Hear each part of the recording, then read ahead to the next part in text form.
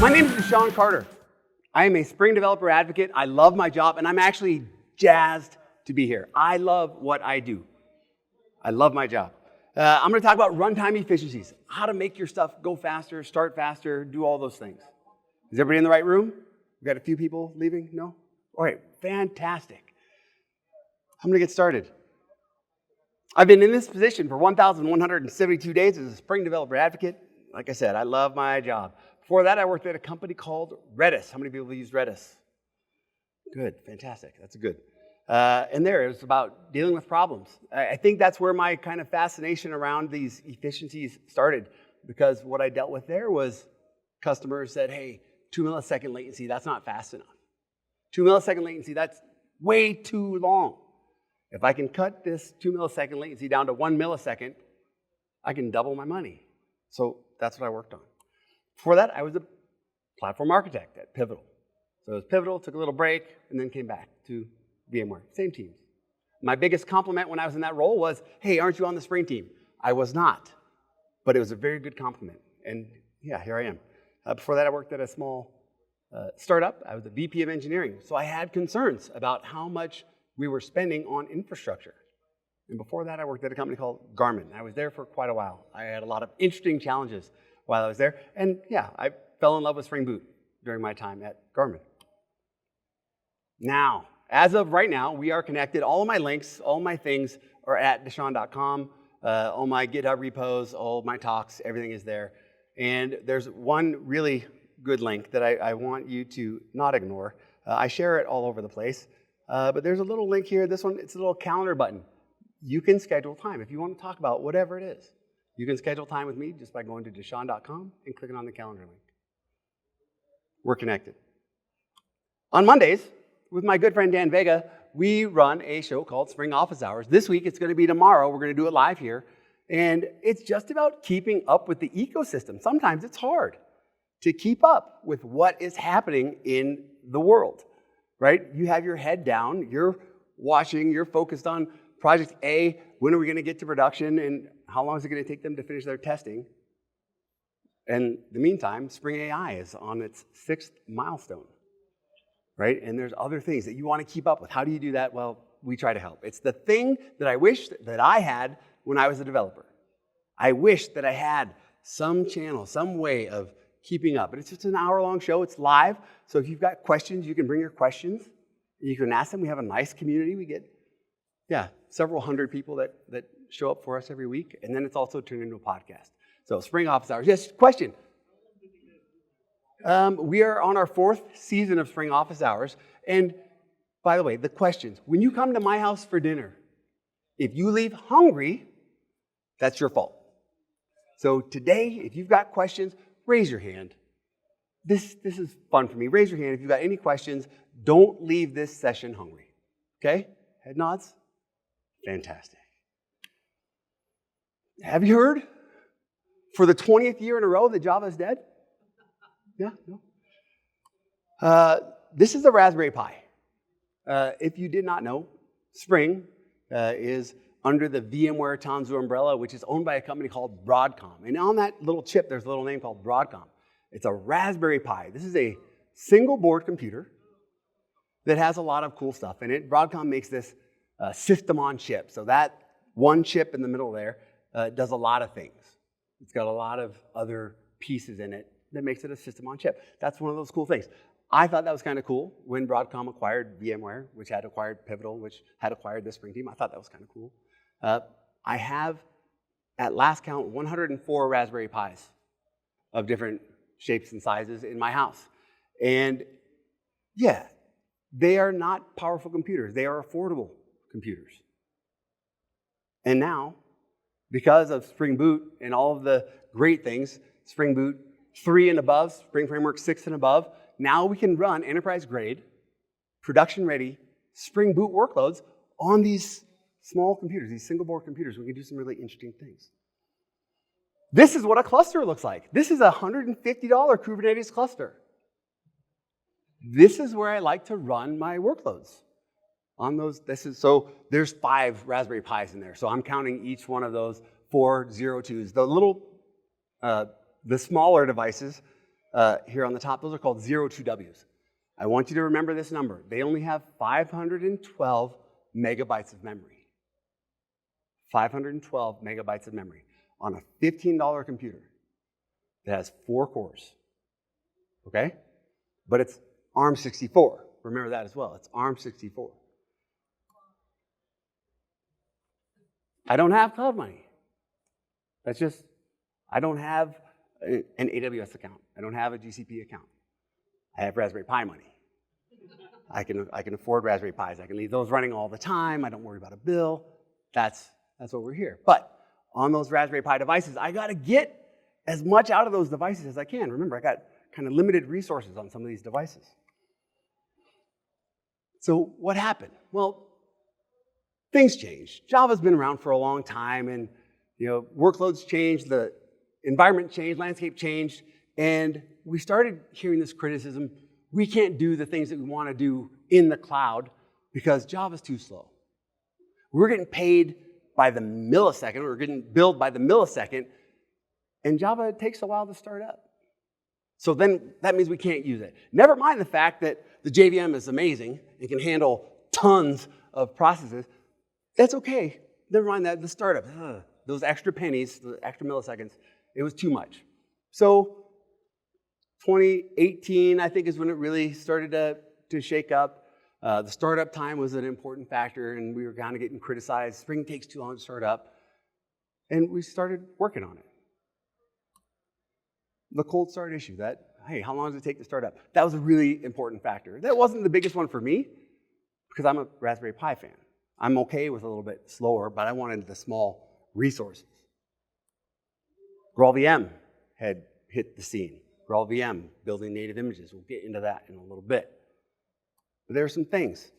Spring Framework 6, Spring Boot 3, they rebased. They said, hey, in order to do the things that we need to do to keep up with modern workloads, we've got to make some changes. We have to bite the bullet, and we have to move to Java 17. So we did a rebase to Java 17 so that we could do the other things that we needed to do to keep up with the rest of the market, to keep our jobs, to be able to do more with less, right?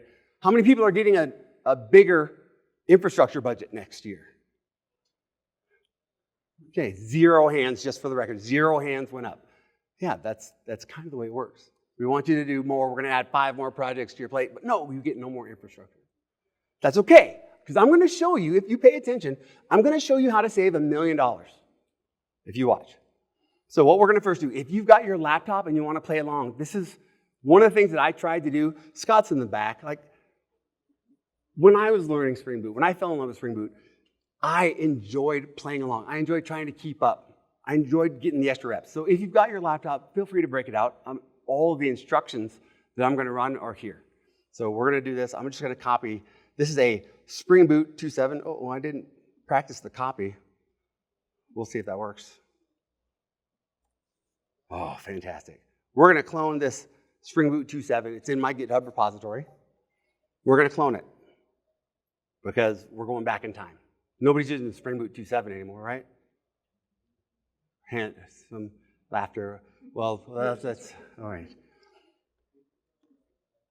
This is a safe place, so let me just ask this. How many people are using Java 8? Hey, that's actually compared to what I see out in the market, that's actually a really good. There was 6 hands up. Java 11? Fantastic. Java 17. All right, so I assume Java 17, you're on Spring Boot 3? Yeah? Fantastic. How many are on Java 21? This is good. What did we get? What's the big cool feature we got with Java 21? Virtual threads. Virtual threads, that was a big hot one. And how many, if anybody, how many are using Java 23? Hands, that is awesome. Java 24 is right around the corner. Java 23 is middle-aged, right? We get a new Java version every 6 months. So right now, Java 23 is like, oh yeah, what am I going to do in retirement? 24 is coming around the corner. I've got this repository. That's easy. We went back in time. We're going to add this. We're going to go and add this nano source. Whoops, I got to go in that directory. But you can play along. Source, main, resources, application properties. We're just going to add this line. I'm going to turn on some actuator endpoints just so we can kind of see what we're doing. We want to see the benefits. I can tell you all the great ways to improve your code, but if you can't see those benefits, then what good is it? This is a tip. When you're upgrading from Java 8, the 6 of you, do some of these. Capture some of these metrics, because when you go from Java 8 to Java 11, you're going to see an improvement. When you go from 11 to 17, you'll see another improvement. But if you just do it and you don't track it, you don't measure it, you don't tell somebody, hey, look at this cool thing that I did just by upgrading, if you don't do that, then somebody else is going to get the promotion. And I don't want that for you. I want you to get the promotion. And if you need somebody to help you tell that story, call me. We're connected. You know how to get a hold of me. So that's all I'm going to do there. We cloned a repository. We added one property. So I see some of you are working along with me. Thank you. So what I'm going to use, I'm using SDK, man. This allows me to switch between my JVMs really easily. I hope that you're using it. Especially as we're upgrading, you're going to find that it's even more valuable. I can show that. sdkman.io.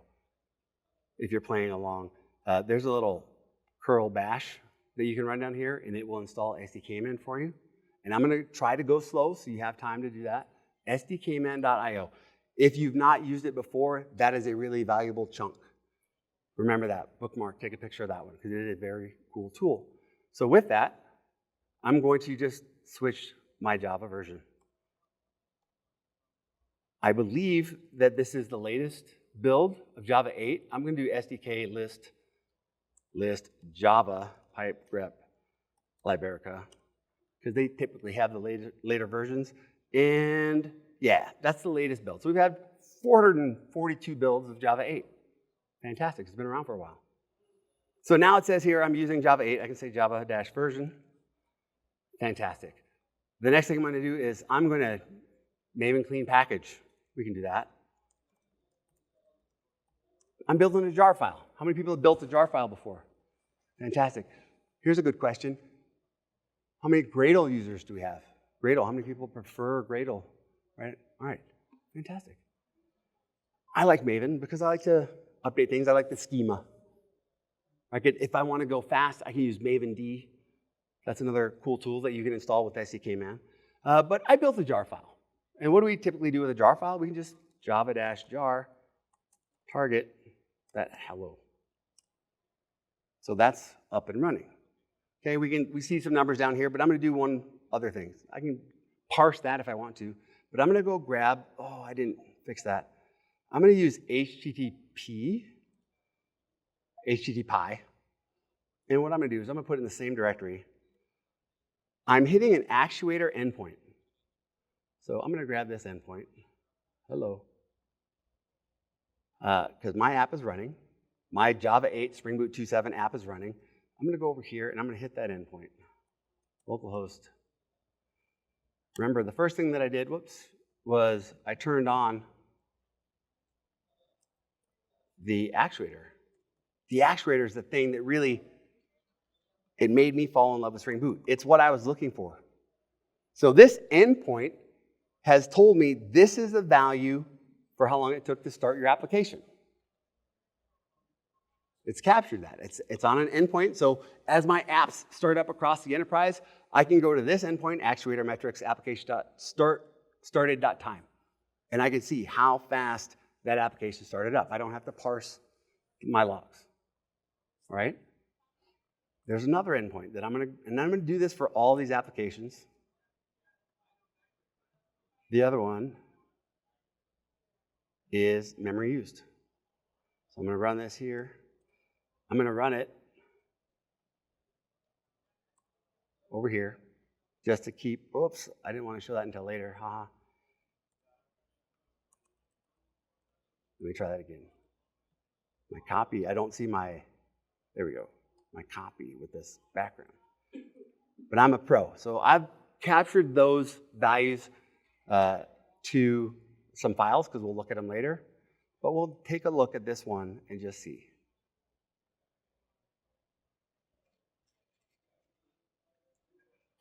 how much memory it's using. Let's make it pretty. This is in bytes. It tells me my base unit. I got all this for free. The actuator is giving me the metrics. There's a bunch of other metrics that I can go use, but this one I'm going to leave here, 166 megabytes. That's how much it's using at that time. There's another one. I think it's max that I can go look at. And at the max, this was using, 3 gigs. Wait, that's not right. 33 gigs?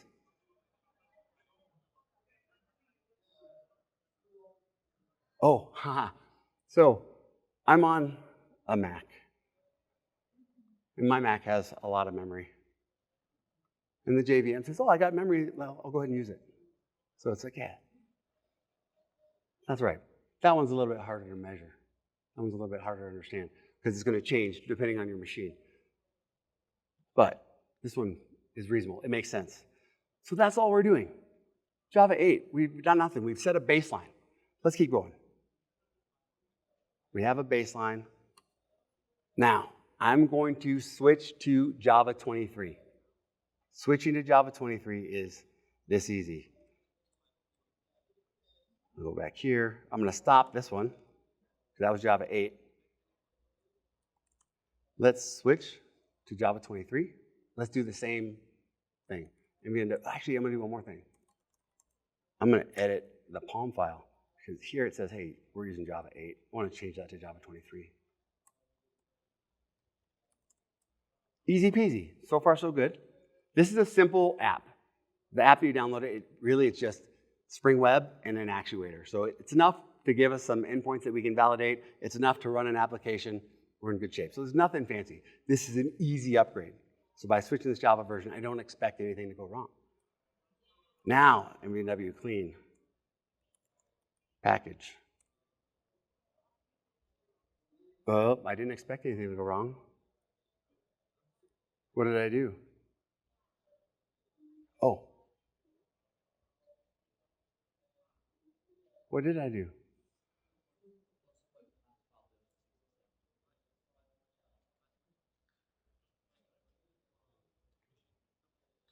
MVW. I could skip test. But I'm wondering why it fails. Maybe there is a dependency, because I didn't upgrade my Spring Boot version. We'll switch that back. Let's do this. I think I can do this later. I'm going to leave this at 8, but I'm still going to compile with Java 23. MVW clean package. This should not fail. Fantastic. So now I've got, it says, hey, Java 8, but I've compiled with Java 23. Now I want to run that one, not that. Java dash jar target hello. It's running. We see some numbers down here. If you remember, this is a little bit faster. We didn't do anything. We didn't change any code. All we did was change our JVM. That's kind of nice. I'm going to go over here, and I'm going to run. I want to keep those values, so I'm going to put those values. I'm just capturing them. I'm not looking at them. Not yet. Because we haven't changed any code. We haven't done anything. I'm not going to change any code. I'm going to tell you that right now. So let's see what we've got. Memory used this time, it looks like 84 megabytes. So we went from 166 megabytes to 84 megabytes just by changing the JVM. Now again, this isn't startup. This is after it's started and loaded all of its classes, and now, hey, cool, I'm running. I can handle that actuator endpoint. But I've hit the actuator. So I've actually done some work. It's not idle. It's done some work. But just think about that. If I've got 512 megabytes to use, right, I can fit one of these on there safely. If I've only given it 512 megabytes to the JVM, it's not going to use 33 gigs. It'll use less. It'll use a portion of what it's been given. So the startup time will take a little bit longer. But this is still cool. On the same machine, the same thing, all we did was change the JVM, and that's a massive change. Depending on how many applications you're running in production, that's let's call it a 50% footprint change from 166 down to 86. In my company, if you save the company 10%, you get a nicely written email. You will get a good job from your boss. But also in my company, if you save the company 50% on something, on anything, you save them 50%, not only you, your entire team gets cookies. 50% is nothing to shake a stick at. Cookies for everybody. Upgrade Java first. Get those benefits. I understand that you've got libraries that you can't always upgrade as easy, but you can upgrade Java. So we captured some of that. I guess I can go this way, and I can look at the startup time as well. And we went from 0.825 to 0.725. Right? When you're being billed per millisecond in the cloud, that adds up. So we're getting started. But you didn't come here to hear me talk about upgrading Java. We wanted to do more. Upgrade Java first. This is my jar file. And this is one of the things. It's a tiny little trick that you, I have to ask another kind of personal, but again, it's a safe place question. How many people use Dockerfile? Okay. This is awkward. I like to say that friends don't let friends use Docker files. Because if you write a Docker file, that's another thing that you're having to maintain. You're having to take care of that Docker file. What I'm showing you here, this is extracting your jar file. Do you extract your jar file in your Docker file? Do you run it? How many people are extracting their jar files when they execute them in their Docker file? So of the hands that are using Docker files, only one raised their hand about extracting. This is another performance improvement. It's not a runtime efficiency. I haven't gotten there yet. This is another performance improvement. We're going to do the same thing. You're creating a user job? I'm going to show you. Are you extracting? I'll show you. It's a feature. It's a tool feature that you get from the JVM. It also works with Java 8, but this is something that improves the startup time. There's a lot of ways that we can improve the startup time. But if you're not doing this in your Docker file, you should be. But we're friends. You shouldn't be using Dockerfile. Don't. You have to stay till the end to understand. Don't use Dockerfile. What we're going to do is we're going to do this. This is the trick right here. Jar mode tools, and we're going to call extract. So I'm going to do the same thing. I want to look at what I said here. Okay. So I still haven't upgraded. Oops, I don't want to do that. I did Maven clean package.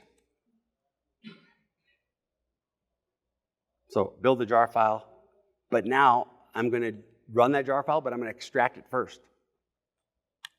So that extracts it, then I can go run that jar file from that application directory. What did I do?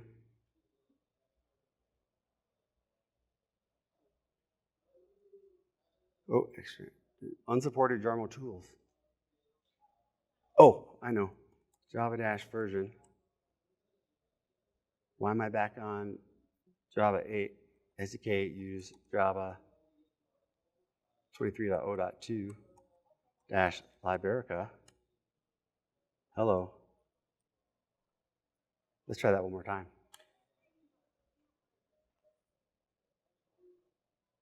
All right. Let's build that extracted jar. Unsupported jar mode tools.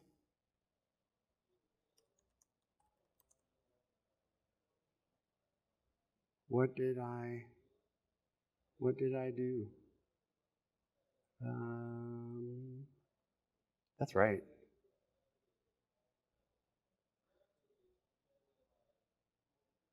That's absolutely right. Let's try SDK. No, I do this all the time.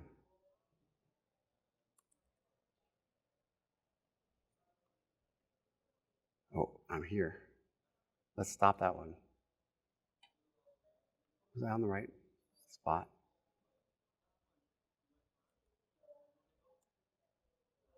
We're okay. We're okay. I'm not going to panic. So Java dash version, MVNW clean package.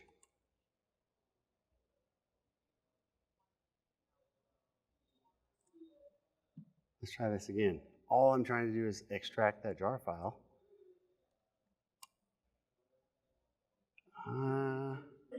What's that?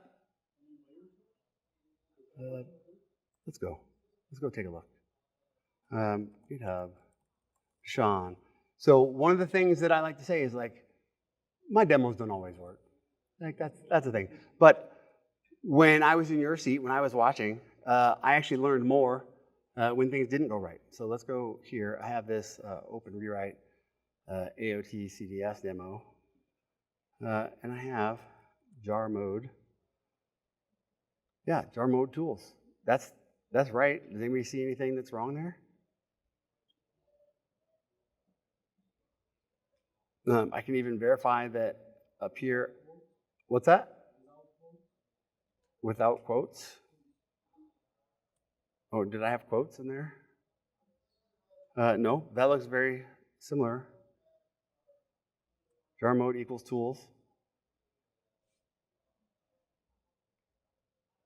And I'm trying to think of what did I do between 10 minutes ago and right now. I'm going to ignore it, and we'll come back to it. And I'll show you over here. It works. So this one is the, hey, back up. I've ran it. Here's where we did the extracted jar. And it started up faster. So there's my proof. But I don't know what I'm doing wrong over here. You know what I'm going to do? Because I don't like to give up. I'm wondering if I've got like a bad character or something.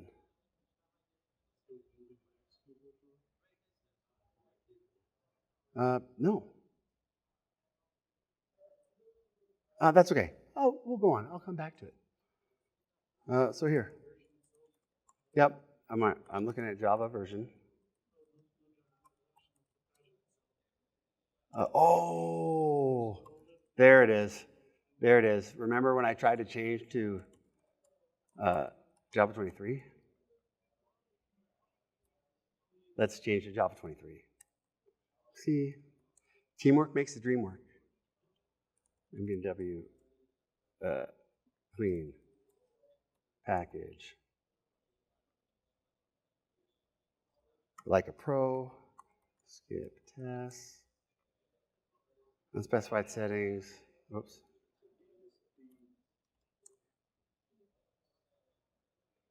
Unsupported. Okay, so let's do this. Let's quick upgrade to the latest and greatest. So I'm skipping a step. But what I'm going to do is I'm going to upgrade to the latest version of Spring Boot. So I'm wondering if I did something there. But I think this will work now. Let's try this.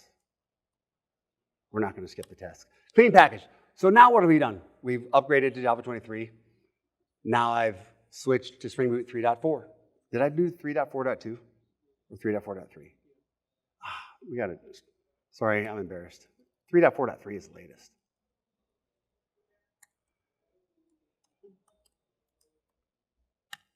Now, if that's Josh, it would be 3.5 snapshot, right?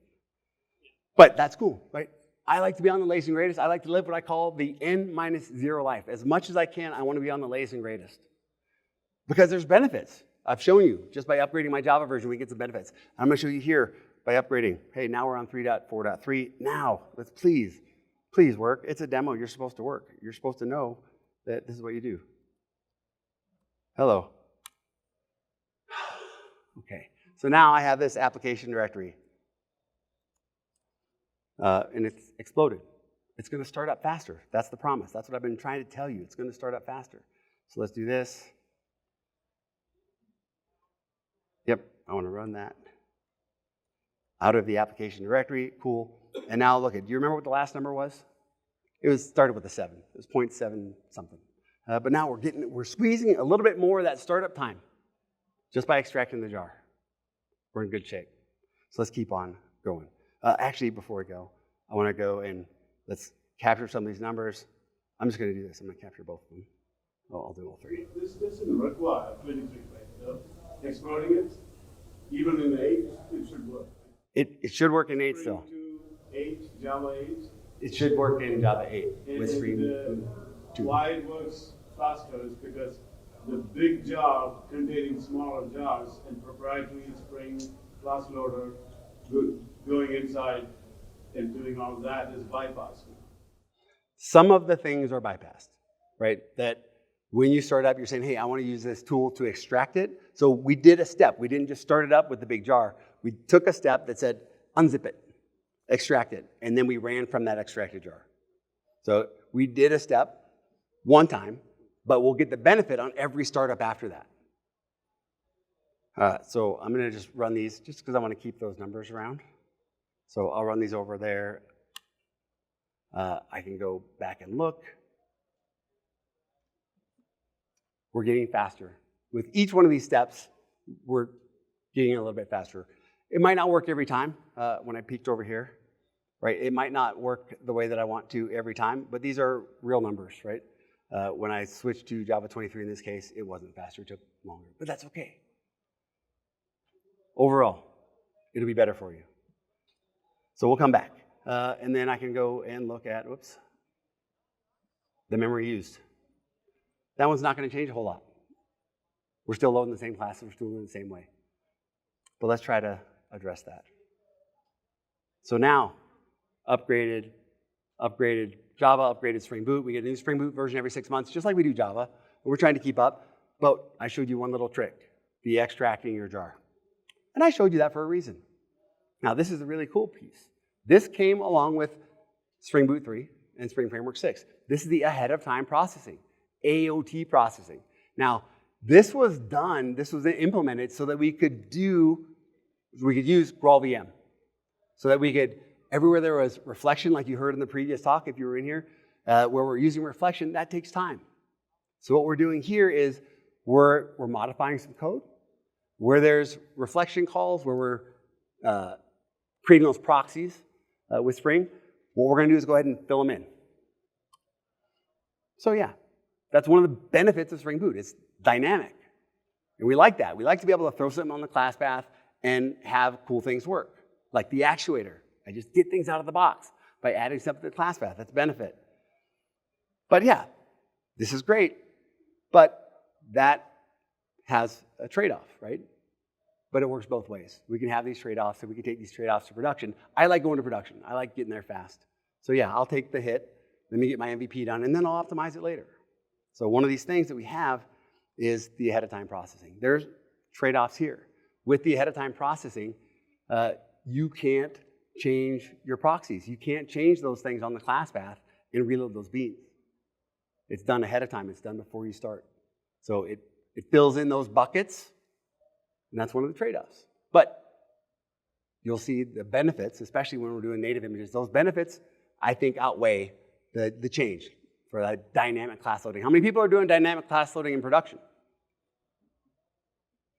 0 hands, okay? So we'll be all right, I think. So if I've got code that looks like this, with the AOT processing enabled, it's basically generating code that implements that. So those @bean annotations, they get implementations. So it'll look like this. It'll look more like this. And oh, I wish that would have fit in there. I'll make sure all of these slides are available. Oops, I went too far. So it's going to generate code for all your bean definitions. So let's go and take a look. What we're going to do this time, in order to use the AOT capabilities that you have to be at least on Spring Boot 3. We need to do this the P native is a profile that you get. It comes with the Spring Boot parent POM. So with Spring Boot 3, you now have a profile available called native. We're going to use that native profile to just build our packages. I'm going back to the same project. We can stop this one.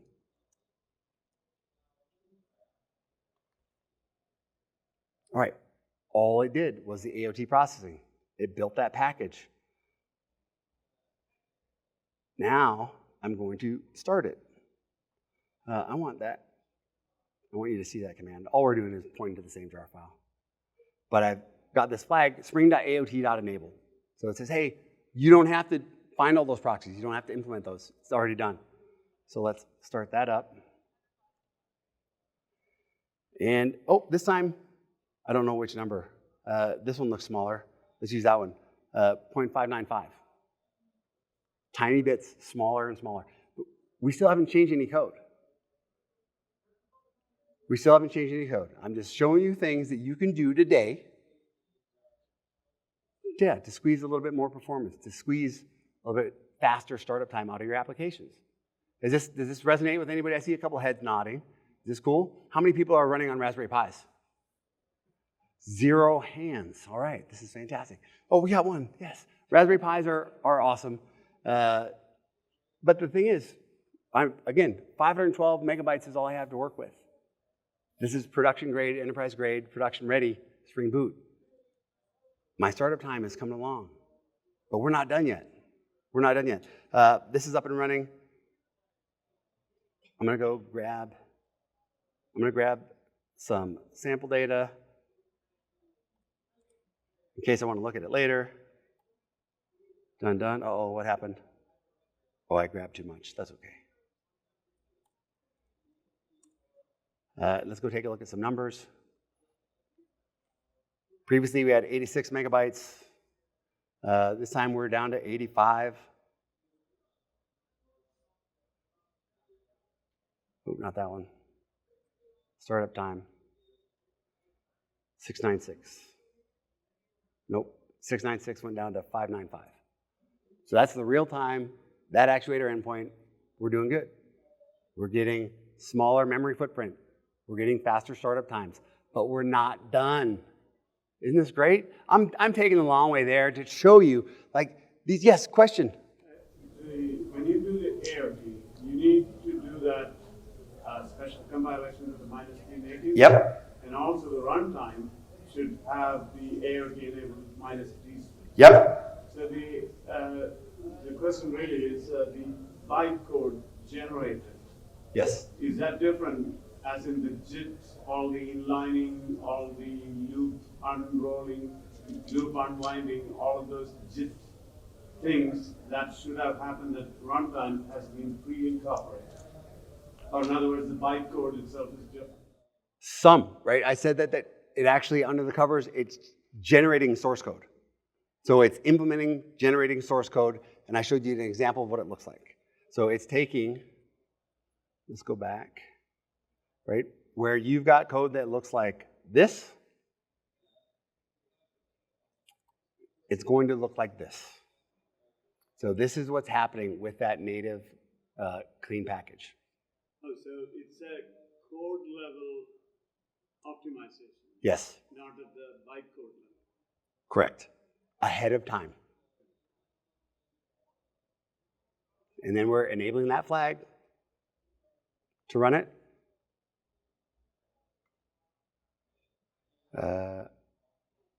Over here, Spring AOT enabled equals true.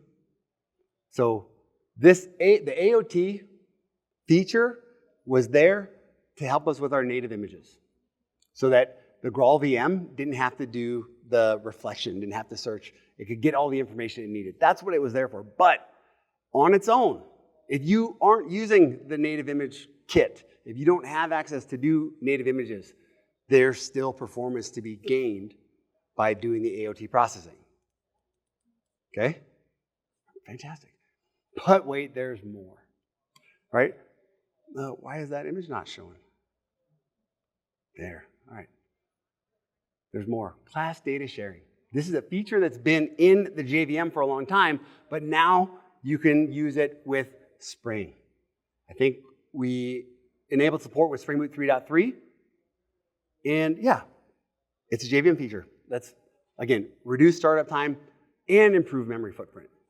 And I'll show you what that looks like. To use it, first perform a training run. So we're going to start up our application. Right? So in each of these examples, at first we had to extract the jar. Then we did that AOT native clean compile.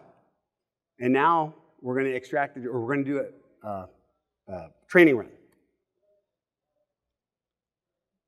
Oops, that went too far. All right, so here's what we're gonna do. We're gonna extract our jar, just like we did before. Let's jump over here. We'll stop the AOT one. I'm going to extract the jar, and then I'm going to build this archive. This is the class data sharing archive. So it starts up the application, and it's generating a class data sharing archive. So now, wait, where did I put it? Oh, it's here. So now I have this archive that I'm going to use to start up on the next one. So it started up the application, it looked at the JVM, it looked to see what classes were loaded, and we're going to use that information on the next run. So if I'm building a container, for example, I can take this information, this pre-trained training run information, and I can throw that into my image. So the next time, when I start that same application, it's got to be the same application code, it's got to be the same JVM. These archives do not transfer between JVMs, right? Hear me now, listen to me later. That archive has to be from the same JVM. I'm going to start it up with that archive now. See, oop.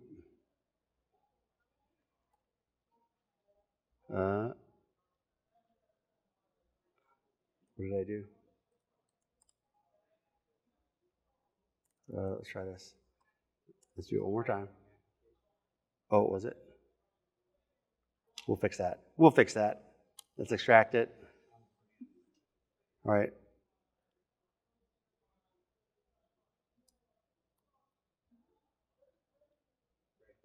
Because you're awesome. Again, teamwork makes the dream work. No, it didn't start out faster this time.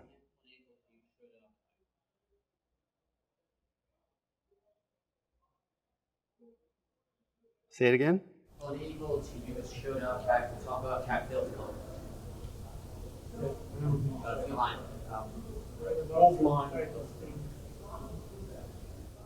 Oh, why is that? Well, let's try this. Let's try it again. Reset. Let's do a clean. Clean. Cool, then let's extract. Or no, we gotta compile it, MBW.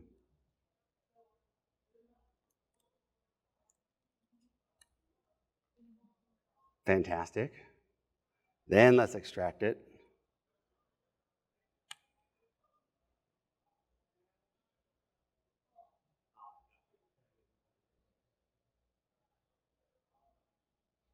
What happened here? Already exists. Fantastic. Boom. So now we've got an extractor jar, and now, not that one, not that one. Let's build that. Oh, and that's the typo.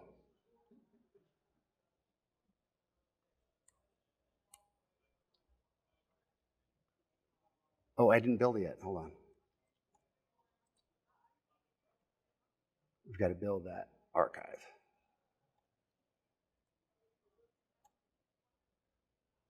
There we go.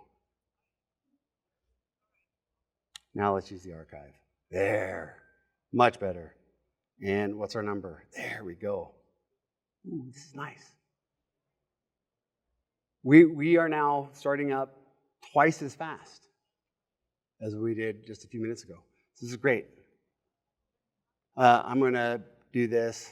I'm going to save these values here just because. I'm going to try to rush. I'll put it over here. Let's capture that output. Fantastic. Let's see what we've got. This is our startup time. We went from 595 to 474. Like, these are not trivial jumps. And then let's go and look at our memory used.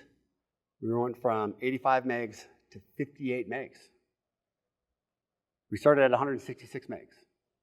Baby steps. This is awesome. So we have AOT support and we have CDS support. We're cruising. So what's better than that? Let's put them together. That makes sense, right? We can use AOT and CDS together for even more benefits. So first, we're going to go through these steps. I'm going to just do this. I'm going to say, hey, let's just capture all this. Oh, look at that typo still there. Let's do these steps. Clean package with my native. We'll do it over here. Stop that one. That was just CDS. W will do this. Clean. I want to show you all the goodness. Skip test, clean package. We're in good shape. Now we're going to do the jar mode tools to extract it. Uh-oh. Oh, I already had the application. Sorry. Try that again. Fantastic. Now we're going to build our CDS archive. That's our training run. We're doing a training run against the AOT-enabled code. Now we're going to use that, but we're going to fix the typo before we do.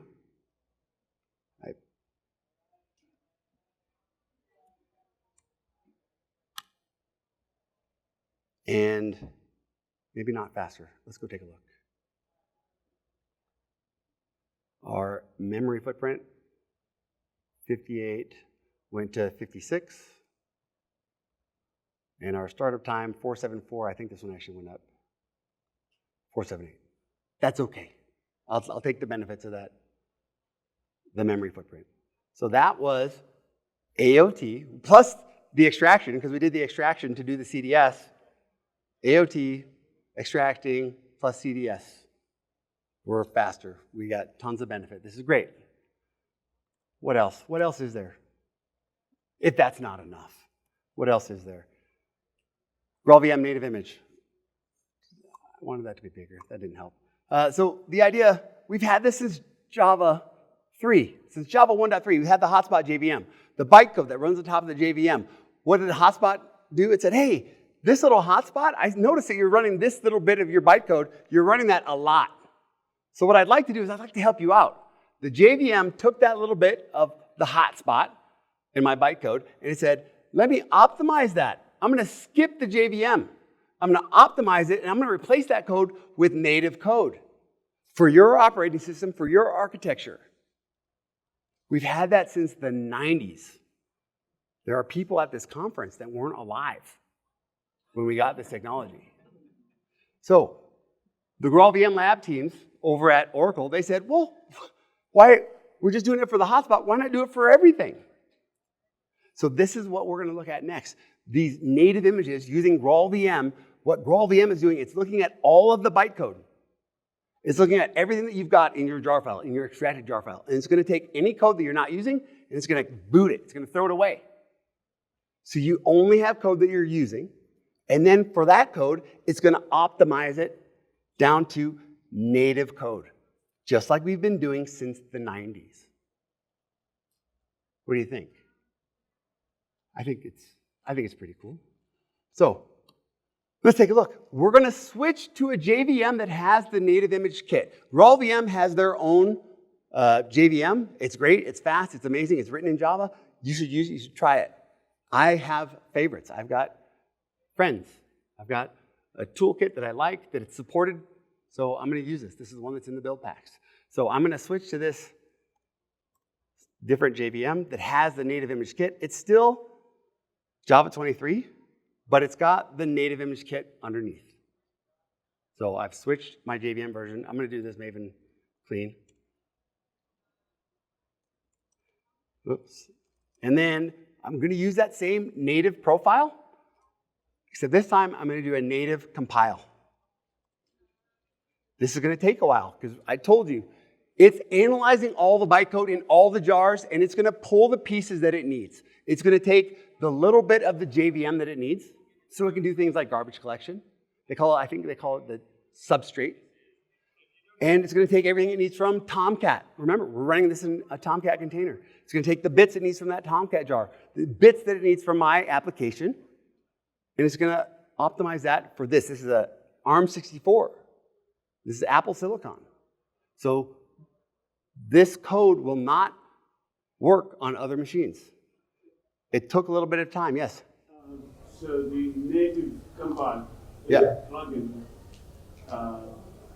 that pre-compiles. The native image kit, yep. So what we've done is we've gotten rid of the JVM. All the things that we need from the JVM are in this file, Hello Spring. So let's do this. I was asking about the Maven pom.xml. The Maven pom.xml. I did not make any changes to it, but I ran that native profile. Yep, and instead of doing a package here, I did native :compile. But that implies that runs the compile stage. Yep. Is that an intermediate bytecode stage? Yes. Yep. And in that profile is doing all the things that it needs to do. So you don't have to worry about what are the steps needed to do. It's doing the AOT processing because it needs to. So it does the AOT processing as part of that flow as well. So if I look at my target directory, I'll see the class file. Let's go take a look. So I have the jar file that it built. Remember I did it clean before this. It has the jar file that it used to analyze. Yep. What's under classes?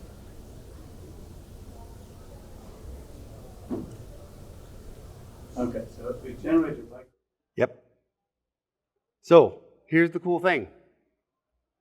If I was on a Windows machine, this file would be hello spring. Where is it? Hello spring.exe. It is giving me all the things. The only things I need to use are in that file. So let's start it up. It's executable. Target, hello spring. There's no jar file. This is native code. This is, what is that? What did you say? 0.054. But this is still my same enterprise grade, production ready Spring Boot. Let's go take a look. Do you mind running an LDD on that file? I don't mind at all. Let's take a look and see our numbers. This is pretty cool. And I'm getting this from the process that's running, right? This isn't like things out. I asked that process for that value. We went from 56 to 11. So this, the only thing I can think is that this executable will not run on any other architecture. Is that a downside? Yeah, it is a downside. But also, the JVM is amazing. The question was, is there a downside to this? Like this amazing fast, dozens of milliseconds to start up, a footprint that's less than 10% of what we started at? What's the problem here? This sounds amazing. Well, the problem is it can't do the things that the JVM does, right? At scale, the JVM is still amazing, right? There are some other benefits to the native image, right? This footprint, this is going to be consistent, right? It does have garbage collection, but it's not going to do the spike. We looked at 33 gigs and then back down to 86 megs. It's not going to do that. It's native. So it's taking that reservation from the operating system and it's going to stay within that reservation. So you have a more consistent profile as far as the footprint goes. And there's benefits to that. But yeah, this is pretty amazing stuff. So we started off, we were at 166 megs with Java 8 and Spring Boot 2.7. Well, now I got 11. I can run dozens of these apps on a Raspberry Pi that only has 512 megabytes. I don't have cloud money. This is a really, really cool, really big deal. And what I'm going to tell you today is you should start looking at native images. Because I talked about if you save 50% on my team, you get cookies. If you save 90% on your cloud bill, and I will say I've never heard of somebody saving 90%, but 70% I have heard. If you save 70%, I don't know what it looks like in your organization. Right? And I told you from the beginning, the actuator gives you all of the information you need. Before you do it, start with the baseline. Capture that baseline, use the Spring Boot actuator to get those metrics. And when you do upgrade, capture those numbers. Tell the story. And if you need help telling the story, I will help you tell that story. I'm going to race through the rest of this because I've had a lot of fun. But we also have virtual threads. Virtual threads can be enabled starting with Spring Boot 3.2, I believe, in Java 21. You got to be on Java 21. But this is all it takes. So instead of using a heavier system thread, all of that thread processing is handled in the JVM. And you get a lot of benefits automatically just by enabling that property. I will say that sometimes when you have a problem, hey, let me enable virtual threads. Sometimes that problem gets even bigger. But most of the time, I deal with customers. My name is DaShaun Carter. I'm a Spring Developer Advocate. And I work with customers just like you on problems all the time. Most of the time, when I'm running into a problem and I enable that, I get some relief. It helps, right? Especially if we're connecting to a database doing I/O, blocking I/O. It really helps. There's another project here, Coordinated Restore at Checkpoint, Project Crack. All these benefits. Imagine the native image starting up, in dozens of milliseconds, except also having the benefit of the JVM, right? This is a project that came out of Azul, and they said, hey, let's warm up the JVM, and let's take a snapshot of the JVM. It only works on Linux, but you can use a Docker image and get that same benefit. It only works there. It's using properties from the kernel. And the next time we start it, use that checkpoint and start from there. So your database connection is already there. Your class is already loaded. Your beans are already processed. So you can get that native image startup time without the trade-off of the native image. You still have your JVM. That's Project Crack. Build packs. All of these benefits, if you're using the cloud native build packs from Paketo, you get them automatically. So immediately, if you are one of the people that raised your hand when you're using Docker files, go delete the Docker files, grab the Maven image. What we can do here is mvnw spring boot build image. I get a multi-architecture build pack. I can target AMD 64 or ARM 64 as of Spring Boot 3.4. This is huge. So I can build OCI images for my Raspberry Pis, starting with Spring Boot 3.4. You get that out of the box. So build packs, don't do Docker files. And as the technology improves, who knows what's coming along with Java 26? But all those benefits, whether it's AOT or CDS, you're going to get those benefits automatically when you use build packs. Does it have to be Linux? It does not have to be Linux. It does not have to be Linux. It's going to build Linux images, but you can run those images anywhere. Because Docker is Linux. Well, you can build other operating systems, but these ones are going to build, I think they're based on Ubuntu images, but they're optimized for your Java workloads. And Paketo build packs, there's tons of flavors for Spring, for Python, for Node, for others. Check out build packs. Project Layton is the project from the OpenJDK that is here to optimize your startup time and reduce your memory footprint. Continue to watch that. Continue to watch this space. And if you want help optimizing your Spring Boot workloads, give me a call. Thank you for your time.